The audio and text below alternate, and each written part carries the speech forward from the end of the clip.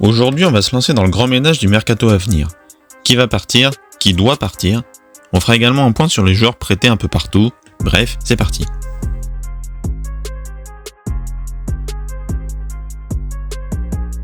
Parmi les départs, celui de Younis Abdelhamid est acté depuis la fin février. Le capitaine Rémois ne prolongera pas et quitte le stade après 7 années de très bons et loyaux services.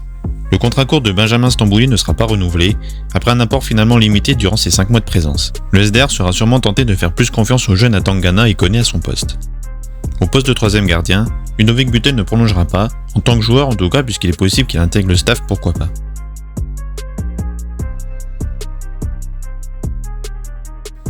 Maxime Buzy sera poussé vers la sortie comme l'été dernier, c'est évident. Le Belge ne s'est quasiment jamais réellement imposé comme titulaire et cumule les pépins physiques depuis son arrivée. Avec ses 2 ans de contrat restants, le club pourrait en tirer 2 à 3 millions maximum si une autre équipe est prête à prendre le risque. Thomas Fouquet, lui, en cas de bonne offre, sera probablement vendu. Le latéral, après 6 saisons pleines avec Reims, pourrait être tenté d'aller voir ailleurs à 1 an de la fin de son contrat. Décrié et soumis à la concurrence des jeunes Diakité et Koudou qui frappent à la porte, je vois mal comment Reims refuserait une offre en rapport avec sa valeur marchande, soit 7 millions d'euros. Samuel Koberlé, déjà partant la saison passée mais resté à Reims en raison d'un essai raté à Annecy en Ligue 2, sera placé sur la liste des transferts pour une somme probablement dérisoire inférieure à 1 million d'euros.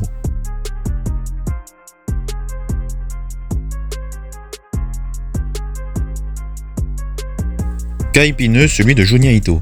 À 2 ans de la fin de son contrat, âgé de 31 ans et en concurrence avec Keito Nakamura recruté à prix d'or l'été dernier, il ne me semble pas délirant de l'imaginer partir moyennant une plus-value, à moins que le japonais, joueur phare du projet, ne décide de prolonger. Avec ses 2 saisons pleines et son retour en sélection, Emmanuel Agbadou pourrait attiser les convoitises. Et le départ de Younis Abdelhamid devrait pousser les dirigeants rémois à le conserver, alors que son contrat court encore jusqu'en 2027. Après une bonne Coupe d'Afrique des Nations et sa fin de saison un peu plus prolifique, l'autre international ivoirien du SDR Oumar Diakité a porté les regards sur sa personne depuis fin janvier, et son jeune âge et son contrat à long terme, 2028, montrent tous les espoirs placés en lui côté des dirigeants. Il serait étonnant de le voir quitter le navire, à moins d'une offre pharaonique. Pour finir, le cas de Marshall Monedzi est assez complexe. Étincelant la saison précédente, il est clairement rentré dans le rang cette année, enchaînant moult contre-performances. Il a toujours eu la cote en Angleterre et la société qui détient ses intérêts possède bon nombre de joueurs évoluant outre-Manche, ce qui pourrait faciliter son départ, mais sa prolongation de contrat l'été dernier jusqu'en 2027 est un réel problème pour un départ dès cette intersaison. Le club semble vouloir confier les clés du camion à Thomas et offrir plus de place au jeune et prometteur Richardson à Tangana Okone. Personnellement, pour une offre supérieure à sa valeur de 12 millions, je le vendrais.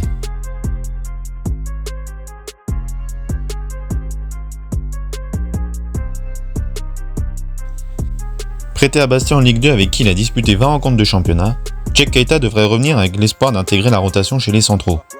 Son contrat court jusqu'en 2026, à voir s'il prolongera ou sera vendu l'été prochain. Kamori Doumbia rentrait dans les cordes du côté de Brest. Son profil ne correspond pas au système utilisé par Steele et le club devrait profiter d'une valeur à la hausse et d'un contrat qui se termine dans 1 an pour le vendre, sachant que le stade brestois souhaite le conserver. Une offre entre 5 et 10 millions posée sur la table devrait satisfaire le board champenois. Lamine Salama représente une affaire plus complexe. Recruté pour près de 5 millions l'été précédent, l'ancien Angevin ne vaut quasiment plus rien aujourd'hui. Ses 6 mois ont été délicats à Reims et son prêt raté du côté de Caen n'a pas changé les choses. Il faudrait peut-être le prêter à nouveau faute de pouvoir en tirer grand chose. Plus simple est le cas d'Ibrahim Diakité, prêté à Lausanne.